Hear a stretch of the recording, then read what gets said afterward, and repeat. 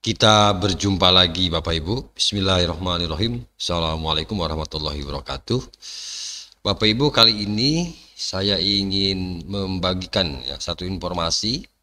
Ini salah satu program Kementerian Pendidikan Dasar Menengah, yaitu akan dilaksanakannya tes kemampuan akademik TKA untuk semua jenjang dari SD, SMP, SMA, SMK dan sederajat. Nah, kita kali ini akan coba untuk tanya jawab seputar TKA, dan kita bahas nanti tanya jawab ini untuk mekanisme, kemudian alasan, kemudian peserta TKA, tujuan, manfaat, dan apa bedanya dengan UN Bapak Ibu. Ini adalah paparan bagian ke-1, nanti ada lanjutannya Bapak Ibu, karena jangan terlalu panjang begitu maksudnya. Nanti saya akan dibagi dua tayang Bapak Ibu terkait dengan TKA ini yang sering muncul nanti pertanyaan-pertanyaan dari teman-teman guru, kepala sekolah terkait pelaksanaan TKA. Baik Bapak Ibu, nanti silahkan disimak semoga informasi ini bermanfaat bagi Bapak Ibu mudah-mudahan ini bisa membantu nanti dalam pelaksanaannya nanti pemahaman kita terkait dengan TKA. Jangan di skip dulu Bapak Ibu, disimak sampai selesai.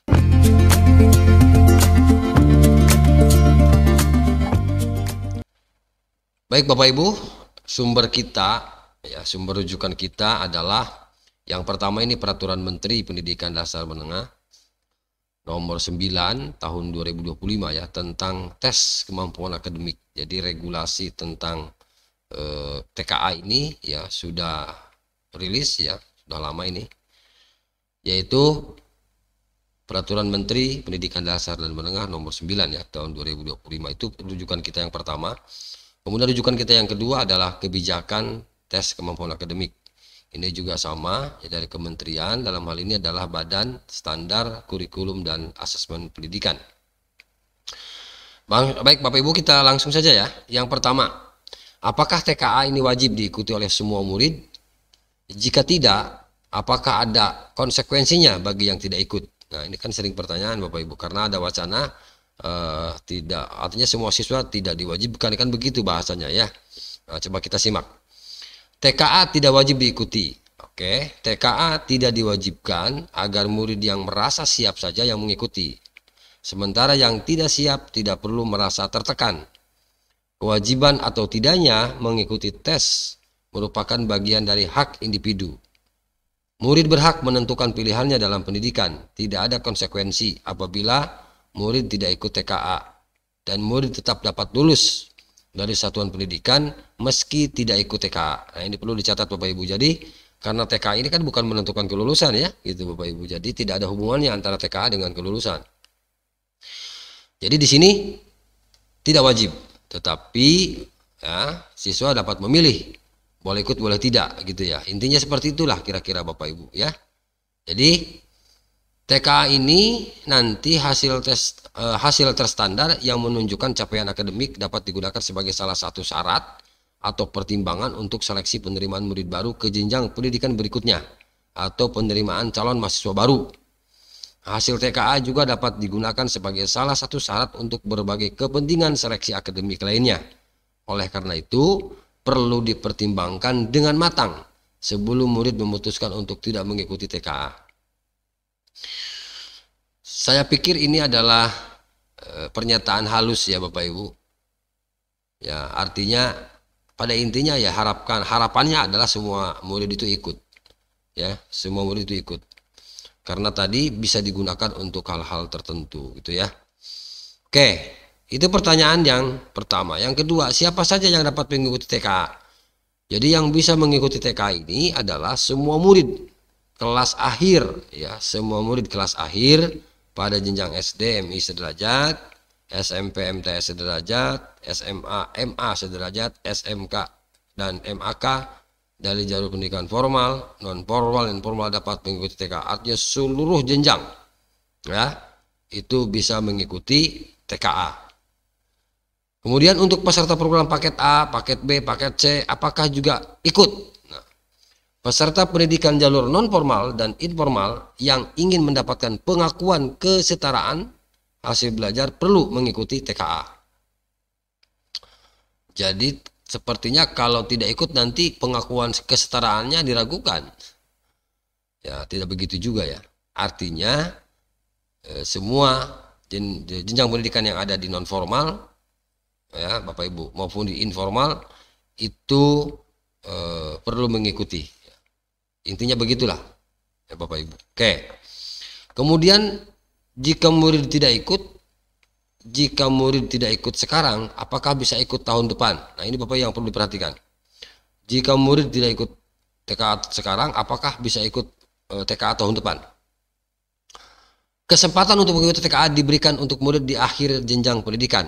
Oleh karena itu, kesempatan murid untuk mengikuti TKA hanya 1 kali tiap jenjang, kecuali ketika murid tidak lulus dari satuan pendidikan. Ia dapat mengikuti TKA tahun berikutnya dengan status masih sebagai murid di satuan pendidikan. Jadi perlu ditekankan Bapak Ibu di sini hanya 1 kali setahun ya dilakukannya untuk setiap jenjang. Jadi tidak ada kesempatan kedua, ketiga. Kalau berdasarkan pernyataan ini, gitu ya. Karena itu kesempatan murid untuk mengikuti TKA hanya 1 kali tiap jenjang, ya, gitu ya. Oke, lanjut. Apa yang diharapkan ya tercapai dengan TKA ini? Apa yang diharapkan tercapai? Dengan adanya TKA diharapkan murid secara individu mempunyai laporan capaian akademik berdasarkan penilaian terstandar sehingga dapat digunakan untuk berbagai kepentingan yang memerlukan informasi capaian akademik individu murid. Selain itu juga diharapkan menjadi salah satu sumber informasi untuk pemetaan mutu pendidikan dan masukan penyusunan kebijakan dalam upaya peningkatan mutu pendidikan. Secara khusus, TKA diharapkan dapat mendorong satuan pendidikan memperbaiki proses pembelajaran dan penilaian. Nah, itu Bapak Ibu. Itu yang diharapkan dengan diselenggarakannya tes kemampuan akademik. Oke, lanjut. Apakah TKA menentukan kelulusan murid? TKA tidak menentukan kelulusan. Jadi kelulusan dari satuan pendidikan ditentukan oleh satuan pendidikan berdasarkan hasil penilaian satuan pendidikan.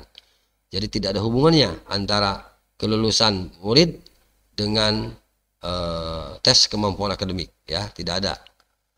Oke, sekarang mengapa TKA diadakan? Nah, TKA diadakan ini penilaian sekolah saat ini secara umum cenderung belum objektif, ya, sehingga sulit untuk digunakan pada situasi yang menuntut perbandingan antara sekolah wilayah, misalnya untuk keperluan seleksi.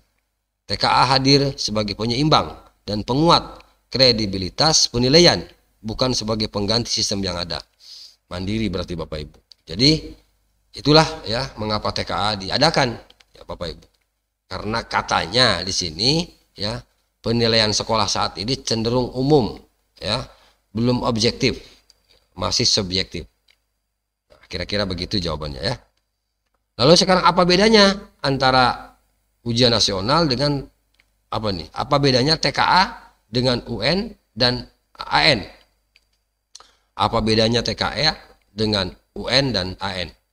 UN adalah ujian yang wajib diikuti oleh murid pada akhir jenjang. Intinya begitu. Jadi UN adalah ujian yang wajib diikuti oleh murid pada akhir jenjang. AN adalah suatu evaluasi sistem dengan pelaporan pada tingkat satuan pendidikan dan daerah. Makanya di asesmen nasional itu di AN itu ada istilah rapor satuan pendidikan, ada rapor pemerintah daerah. Jadi tidak ada rapor dinas pendidikan, yang ada adalah rapor pemerintah daerah dan rapor satuan pendidikan. Nah, gitu Bapak Ibu. Kemudian TKA. Nah, kalau TKA itu asesmen terstandar untuk mengukur capaian akademik murid dalam mata pelajaran tertentu dan sifatnya tidak wajib. Tiap murid yang mengikuti TKA akan memperoleh hasil TKA. Itu Bapak Ibu. Ya. Oke, kita lanjut. Apa saja mata pelajaran yang diujikan? Nah, ini mata pelajaran yang diujikan itu Bapak Ibu, ini ada untuk SD dulu ya, SD, MI, SMP, MTS, atau sederajat. Ini hanya ada 2 mata pelajaran, bahasa Indonesia dan matematika. Lalu SMA, MK itu MAK atau sederajat itu ada 3, bahasa Indonesia, matematika, bahasa Inggris, dan 2 mata pelajaran pilihan.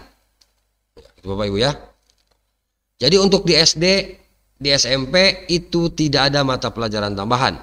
Yang ada mata pelajaran tambahan yaitu 2 mata pelajaran tambahan itu adalah SMA, MA, SMK, MAK atau sederajat. Jadi untuk jenjang SD, jenjang SMP atau MTS tidak ada mata pelajaran pilihan, ya, tapi hanya mata pelajaran pokok yang diujikan yaitu bahasa Indonesia dan matematika, ya, 2 mata pelajaran. Kemudian yang berikutnya bagaimana bentuk soal TKA? Soal TKA berbentuk pilihan ganda biasa, yaitu soal dengan hanya 1 pilihan jawaban yang benar, dan pilihan ganda kompleks, yaitu soal dengan pilihan jawaban benar bisa lebih dari 1. Nah, itu Bapak Ibu untuk bentuk soal tes kemampuan akademik, gitu ya.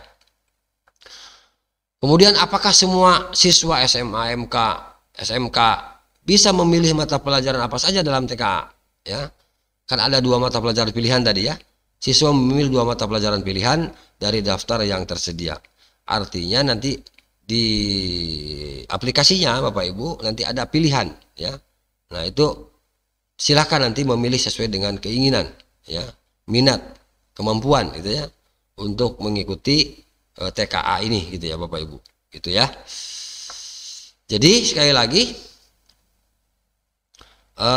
untuk di SD SMP tidak ada mata pelajaran pilihan, hanya ada 2.